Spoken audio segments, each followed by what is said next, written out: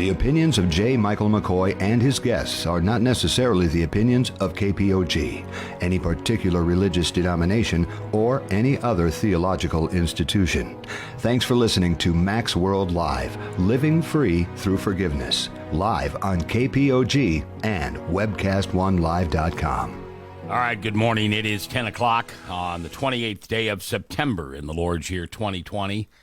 I'm J. Michael McCoy, and welcome to the Monday edition of Mac's World Live, living free through forgiveness. You're listening to this broadcast either on terrestrial radio at 102.9 FM in the Des Moines area, or on YouTube on our channel, Mac's World Live, living free through forgiveness. Or perhaps you're watching a replay of this on Facebook, or maybe even live on Facebook. Any way you get it, any way you receive it, any way you step out of your normal routine and invite me into your life for a few minutes every day, we sure appreciate that. Today we're going to do a little Q&A, and here's how I got to this. So I have a older TV that I moved into a different room over the weekend, and I was checking out the smart, smart TV functions, the little thing where you go across the bottom and you can choose all these different places to go and watch. And so since I'm a partner with YouTube, partner's not the right word, since they allow me on their platform and have, quite frankly, for 13 years. I mean, when YouTube first came out, Mac's World Live and Webcast One Live was one of the first continuous broadcasters who was on YouTube. And so we were very happy to partner with them. And we've watched them get very, very large and very big and very successful. And yet I still get a phone call every once in a while from a producer there who just calls and says, thanks for being one of our first customers. And anyway, a very humble guy. He's a guy who loves Jesus. And sometimes we just talk about the things that we have to put up with in the media as people who are in secular media as well as in Christian radio or media. It's pretty sad what we've come to. And even though that's not my topic today, it ties in with my first topic. And the first topic today, I got lost on my track. So I put on YouTube on my new my used smart TV. And one of my favorite preachers was in my, in my index. And so I just put him on and began to listen to him as I was working on other stuff on the computer. And all of a sudden I realized what he was saying was, it was outstanding. I had never heard an answer to the question, why does God allow sin, quite this way? Why does God allow sin? I mean, he didn't create it. He created an angel by the name of Lucifer. And that angel thought, well, I can be God. I can take over the universe. Let's put a coup on in heaven. And he grabbed a third of the angels, and they all decided that they would no longer follow God's will, but they would follow Satan's will. I mean, if you think about it, it's the classic story. Good versus evil. You got the fairy godmother on Wizard of Oz and her nasty sister, the bad witch of the West, and they're constantly in battle over, poor little Dorothy and Toto and all the people that she's with. And in the end, good always wins. Do we like movies and television shows where bad wins? I don't know. I mean, it just seems like good always wins. And we know because of the book of Revelation that good will win in the end, here in the reign of Jesus Christ as the true prince of this planet, of this world that we live in. I find it odd sometimes when people say, well, why does God allow sin?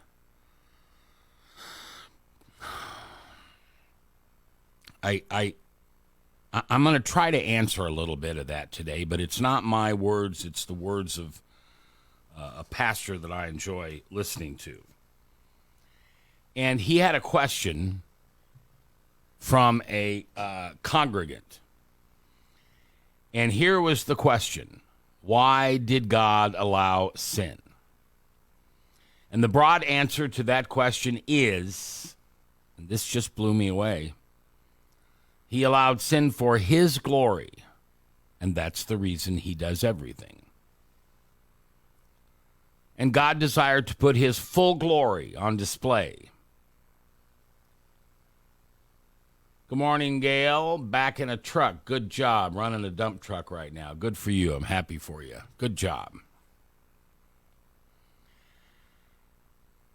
So God allows sin for his glory. Now, doesn't that just sound backwards? The creator of love, grace, and forgiveness, the epitome of the best and brightest there is in anywhere, is God. Now, perhaps I'm giving him a human litmus test by saying he is the biggest and greatest when showing examples of love, grace, and forgiveness. I mean, he wrote the book on it. But remember, we were created in his image. So it doesn't surprise me that some of us have a lot of us in him. Some of us have a lot of God in us. Some of us don't. And for people like me, I'm somewhere in the middle. There are times when I find God speaking through me, and I just look at this vessel that he created and went, wow, look how he used me. And what was my part in that? Just surrendering. Now you'll say, well, that's the hardest part. No, it isn't for me. Surrendering to him is not the hardest part for me. The hardest part for me was getting to the point where I could surrender. And I'm teachable enough, I hope, to tell you that in my life, I don't have to repeat that over and over and over and over. It seems to get easier in my life as I learn to surrender things to God. There are things that God has complete control over in my life that 5 years ago, 10 years ago, he had nothing to do with it. Nothing. It was all me. If it was success, I made it happen.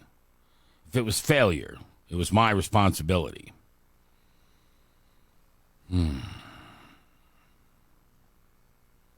It's amazing how you grow to become more like Jesus when you separate yourself from the evilness of the world and you give glory to God. Because that's one of the reasons he allows sin. He allowed sin for his glory. And God desired to put his full glory on display. And in order for God to put his full glory on display and to display all of his attributes, he had to then display his compassion, his mercy, his grace, his forgiveness, his kindness. Okay, now I want you to think about this. And maybe this is old school to you. Maybe you're going like, duh, Mac, you should have had a V8. I've known that for years. I knew the pieces of it, but I hadn't put it together until I heard him say this the other day. God desires to put his full glory on display. And in order for God to put his full glory on display and display all of his attributes, he then had to display his compassion, his mercy, his grace, his forgiveness, and his kindness. Morning, Les. Nice to see you. Nice to hear from you. Think about that. And in order to display all of those amazing attributes that we should be trying to duplicate and be like God and be like Jesus, there had to be sin. Are you with me?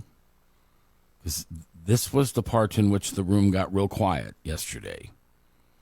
And I stopped doing what I was doing because I was basically listening. It was background noise, listening to this preacher.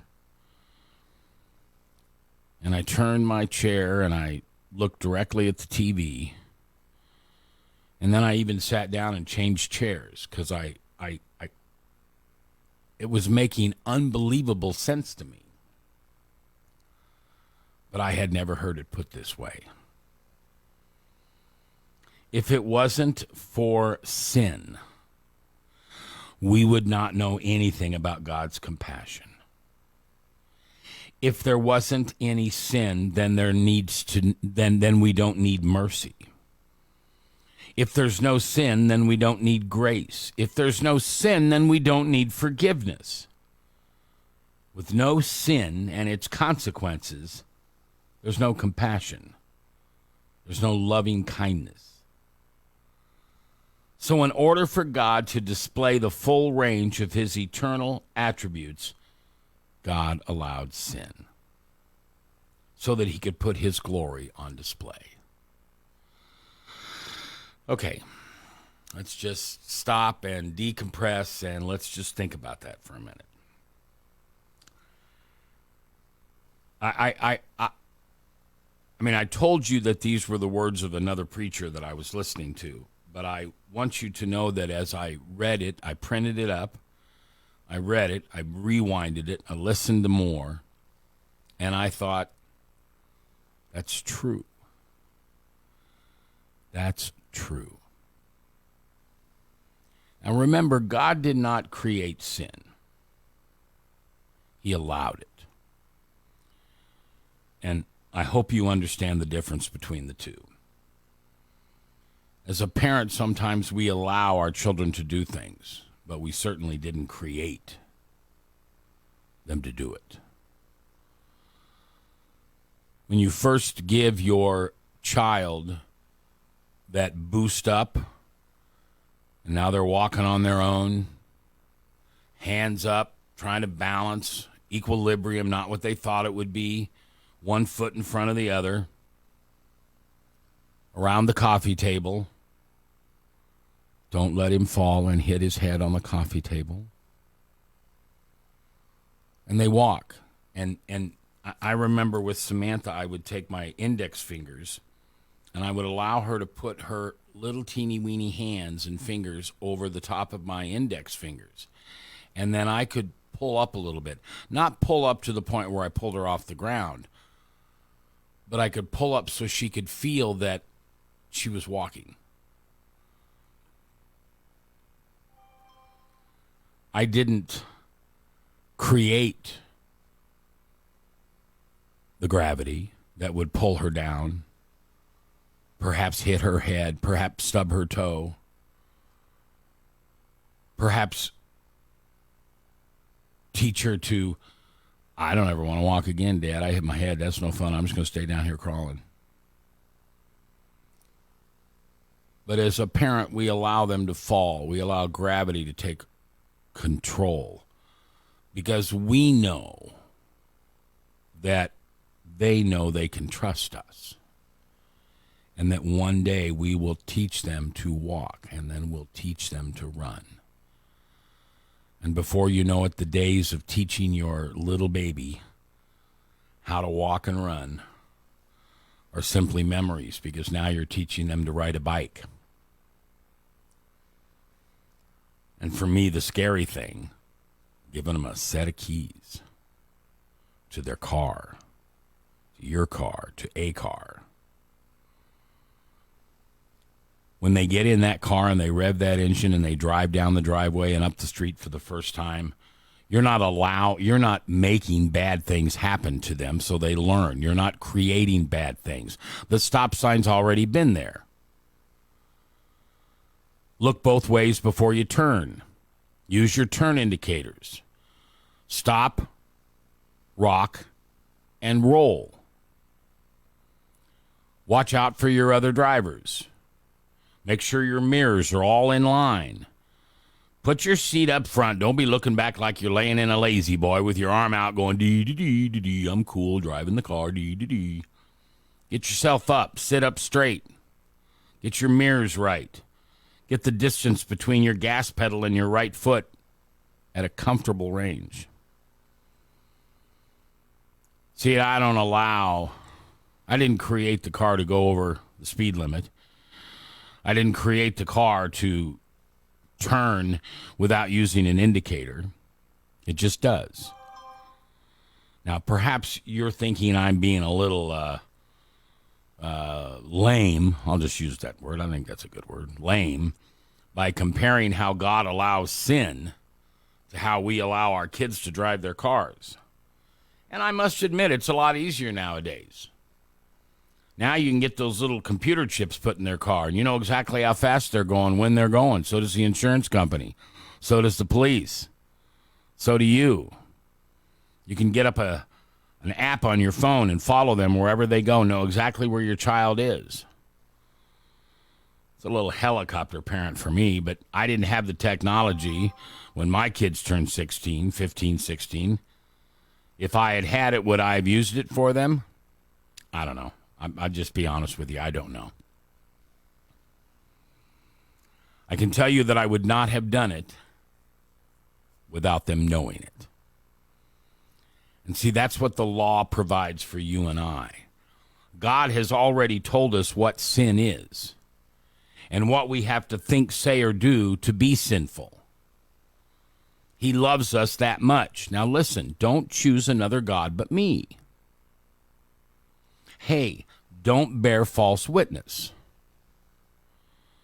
Hey, when it comes to Sabbath, that's the day that you and I and the family, your mom and your sisters and brothers are all going to celebrate having a relationship with our Creator that we call Papa, Father God, or just plain capital G, God.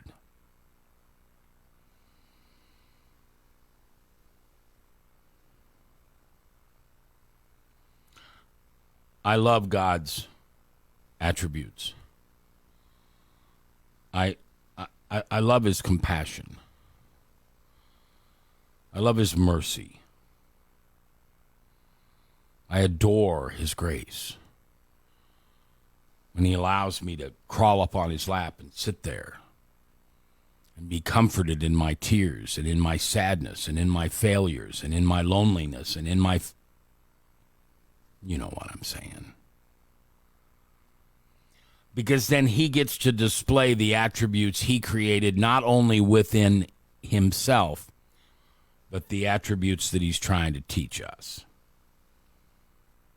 Mercy, forgiveness, compassion, kindness. If there's no sin, we don't need mercy. If there's no sin, we don't need grace. If there's no sin, we don't need forgiveness. If there's no sin, then we don't need consequences. There's no compassion. There's no loving kindness. God did not create sin to show off those attributes. Sin was created by the devil, Satan, spirit of Jezebel, Lucifer.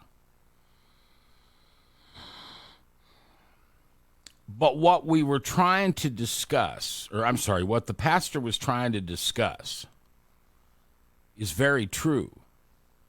That because God allowed sin, allowed is the operative word. Don't you hear God created sin? No, he didn't. And if you want to have a debate with me on that, let's go. Toe to toe, belly to belly, eyeball to eyeball, right here in the studio with mics on. God did not create sin, but God allowed it. Because God took what the devil thought was won over on him. Well, I'll be better than Jesus, God says. Or I'm sorry, Satan says. I'll be better than Jesus. I can be better than God. I can wipe out their laws by having the children, you and I, live a sinful life. But then God said, oh yeah? Really? You want to try to one-up me, Satan? I'm the creator. You're just a punk behind angel that I made a mistake giving free will to. I made a mistake of you choosing to do and to help other people do the things that I would never do. Lie, cheat, steal, betray, abandon, condemn. Those are the attributes of Satan. The attributes of God are mercy, compassion, grace, forgiveness, kindness. Beyond just showing us sin so we can understand holiness, showing us evil so we can understand good, and showing us impurity so we can understand purity. This is the goal of everything that is what God would display in his glory. And not just before the creatures on earth. The book of Ephesians says how God has done what he has done to create a history to display his glory before the heavenly angels as well. So yes, God allows sin because he loves us. Because he wants us to learn his attributes that can only be activated in a world where there is sin. Sounds messed up, doesn't it? But it's true. Good morning, Verna. If we didn't criticize others in a hurtful way, there would be no need for mercy. There would be no need for forgiveness. There would be no need for forgiveness, kindness, grace, compassion. Now I've got 3 people right now who are going back and forth with me on Facebook. Gail and Les and Bernie. I know them all. I've met them all. They're all part of my life. They wouldn't be who they are if they didn't have the attributes of God, and that's with a capital G. They wouldn't know mercy and grace. They wouldn't offer forgiveness to me when I screw up on the radio and say something stupid. Okay, just push pause for a second. I said one of the stupidest things while teaching Sabbath school the other day that I ever could have said, and I feel bad about it. Now, what does that mean, I feel bad? It means that I need to crawl into God's attributes, and I need to ask for forgiveness, and I need to ask for his grace, and I need to apologize and be kind. And I want to show those attributes of God to this man that I may have said something insulting to. I don't know if I did or not. I feel like I did. Said it out loud. Didn't mean to. Typical Mac cracking a joke. Wasn't too funny, was it, Mac? No. But because of God's attributes, compassion and mercy and grace and kindness and forgiveness, we know how to give the same gifts to people that we love. Beyond just showing us sin so we can understand his holiness, showing us evil so we can understand good, and showing us impurity so we can understand purity. That's the goal of everything. And that is why God's glory is on display. And not just before the creatures on earth, but for the angels in heaven. I want to be like Papa. I want to adopt his attributes. I want to be an example of his love, his grace, and his forgiveness. Amen, Matt. Amen. All right. The other thing that I want to talk about today is something that we talk about a little, not enough, but it's important. And that is how we need to forgive our enemies. You know, it seems that in every Bible study that I participate in, and right now I'm in 1, 2, 3, 4, 5, 6. I'm in 6 Bible studies a week on Zoom. And every Bible study that I'm in starts out with, okay, prayer requests. In fact, I've got one Bible study that's an hour and a half long, and the first half hour is just prayers. Get them on the prayer list. Let's pray about them right now. Bob, you take that one. Sam, you take that one. Mac, you take that one. Let's pray. And without a doubt, in these days and times, almost always is a request, is a plea to God to help us to forgive our enemies. Enemies. Man, I grew up in a world where the enemy was Russia. You know, we'd get under our little tables and duck our heads because if a nuclear bomb dropped, that'd sure keep us safe, wouldn't it? Not. I grew up in a world where the Viet Cong were destroying my cousins and my friends' dads. Too many funerals. Too many funerals of people lost in Vietnam. I grew up with enemies, but I don't think I ever once heard a pastor say, let's pray for the Viet Cong. Let's pray for the Russians. Let's pray for the Japanese after Pearl Harbor. Did you pray for Saudi Arabia after the towers fell?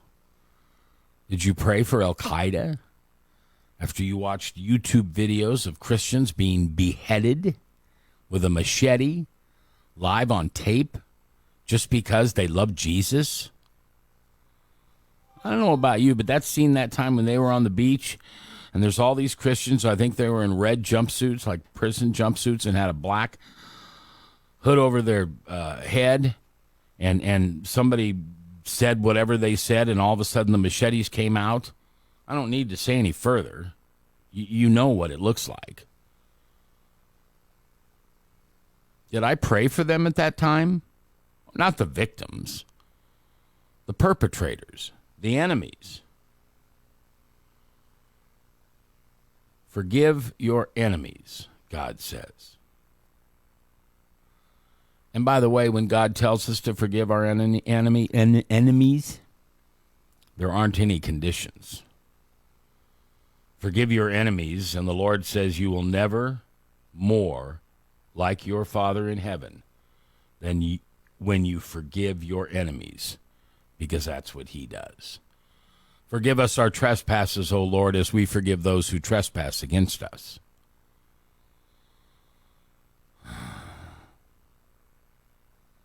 You know, I pray for people all the time. I you know, people would say all my life, well, just pray for them. Put me on your prayer list. Okay. And I'm inside going, I don't have a prayer list. Now I have one. It's in my billfold. I can show it to you right now.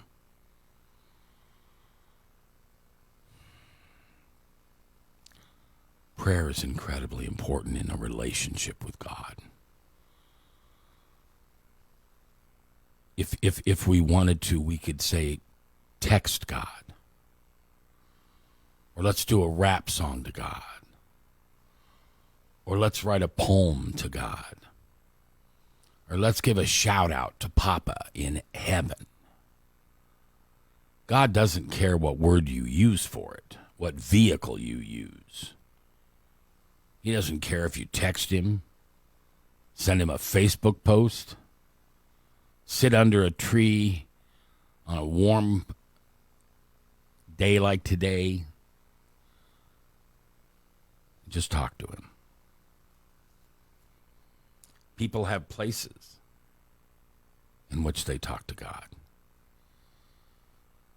I remember before Jesus mugged me, I had to be in a church for me to be able to pray to God. I just didn't get it. Oh, I could do the Lord's Prayer. Our Father who art in heaven, hallowed be thy name, thy kingdom come, etc., etc., etc. But that was really more of a repeating something that I had been taught and I had memorized. Your prayer and what your prayer life is your prayer life, and whatever it's like, that works for you and God. Mine is the Holy of Holiest.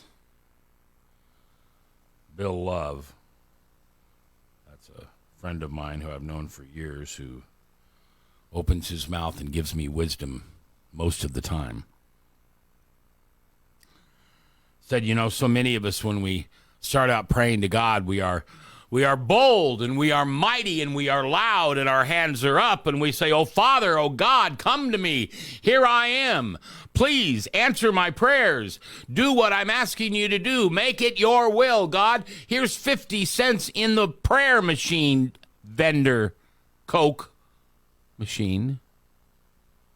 Can you grant me my wish? Can I rub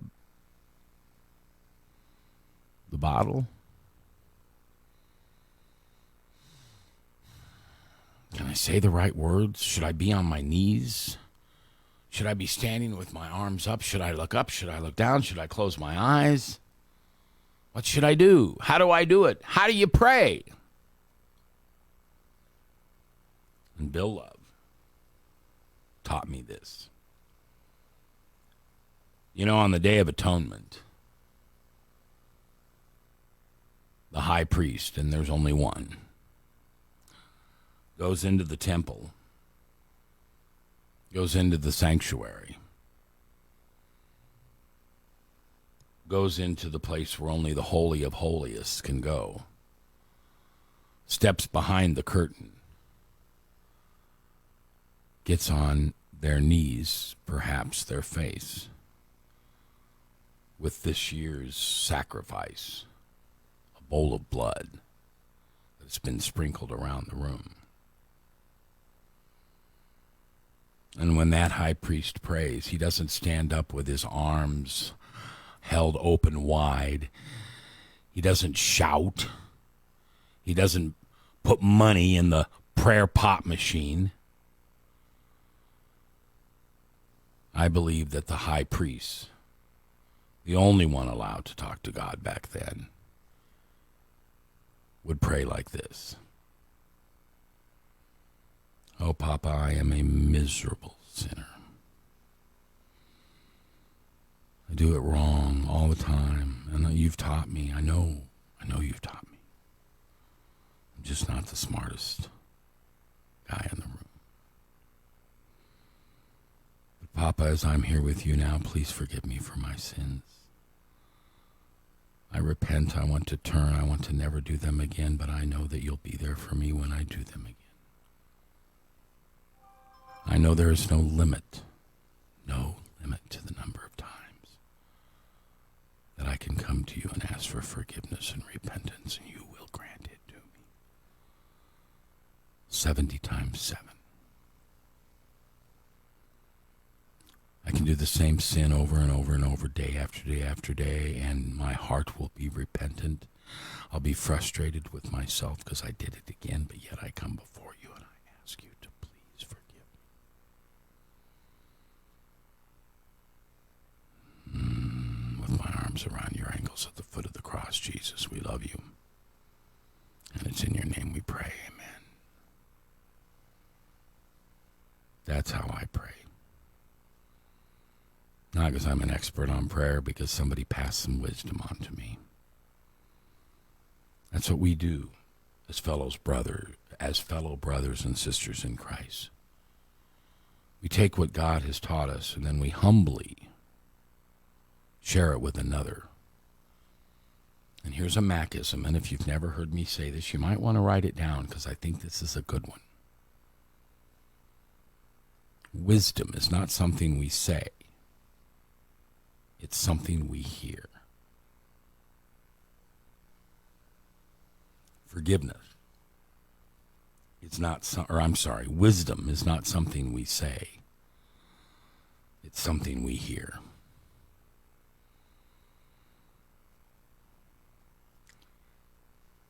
You know, when we were enemies, Christ died for us. So the bottom line is we forgive. We pray for our enemies. We forgive our enemies. And that means we also forgive our friends. And we forgive our relatives. And we forgive our family members. And we forgive them how many times? Oh, a couple. How many times? All right, once a day. All right, how many times? The Bible says 70 times 7. Our whole lives are just one long, drawn-out work of forgiveness. Think about that. How would you like to live your life granting forgiveness to everyone who crosses your path? The driver that goes around you, flips you off because you're going too slow. The man at the gas station who just has no patience at all, so he steps in front of you in the line to get his gas ordered. The waitress just did a lousy job today. Got my order wrong, didn't get there in time, it was cold, I just wasn't happy. But God tells us to forgive. Now, that doesn't mean that the relationship is going to be restored necessarily. But I am convinced that we forgive because that's godlike. In fact, Jesus said in the disciples' prayer, if you don't forgive, your Father won't forgive you. There is no virtue in being an unforgiving person. I want to underline that. I'm going to say it again. You might want to write it down. There is no virtue in being an unforgiving person. Why would you do it? There's nothing good about being unforgiving. Oh, yeah, I know. It creates that real strong bond between you and Satan because he whispers in your ear, oh, you can't forgive her. You can't forgive him. Look what they did to you. They don't deserve your forgiveness. Oh, I know what God says. But trust me, I'm your pal here. I'm the one walking the earth with you, says Satan. You don't need to forgive that person. Have a resentment. Be unhappy. Be mean. Be fulfilled by my glory, Satan's glory, the devil's glory, that some people just don't deserve to be forgiven. Remember, please, Max says, God says, Paul says, Matthew, Mark, Luke, John, Timothy.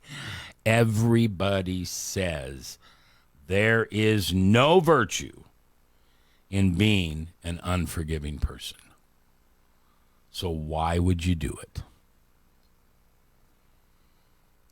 Don't forget, the Lord says vengeance is mine, not yours. You don't need to do the damage to people that they've done to you. You don't need to pound the flesh. You don't need to get yours. You don't need to retaliate. When Jesus was revealed, he revealed the fact that he would be your forgiver. He would forgive you, and he would help you to forgive others. Remember, the simple answer is we forgive. And we forgive over and over and over and over. It's 70 times 7. We keep forgiving. And that frees. Take that big, deep breath after you said, all right, Lord, I turn it over to you. I forgive this person. I may have a covenant with you. You are my God, and I am your people. And I want to walk with you, and walking with you means to walk in forgiveness, to pray for your enemy, to be that kind of disciple. We keep forgiving. That frees our hearts, and the bitterness and unforgiveness that developed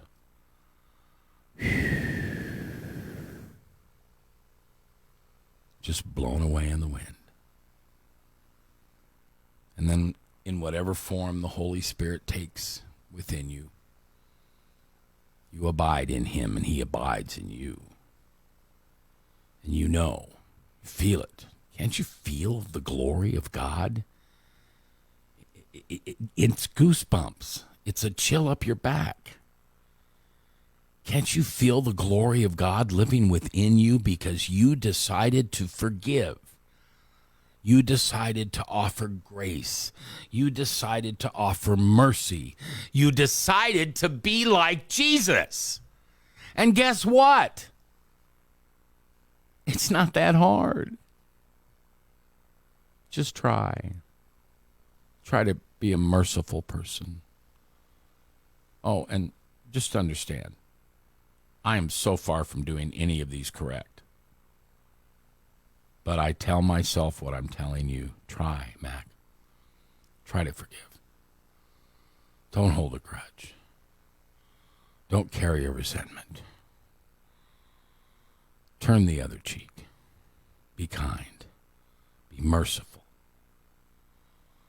Have grace. Have mercy. Pray for others. Pray for your enemies. And most importantly, stand and accept the glory that God gives us, just like we give him when we forgive our enemies,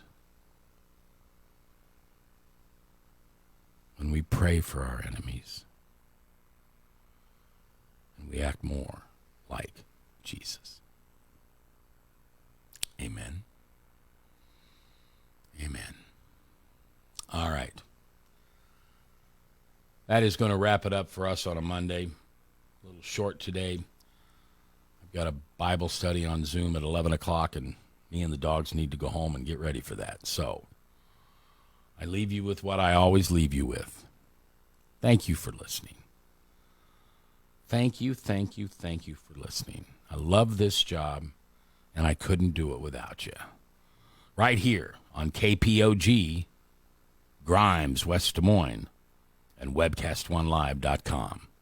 Remember, I love you. Revival among the various denominations, although I went forward with the others.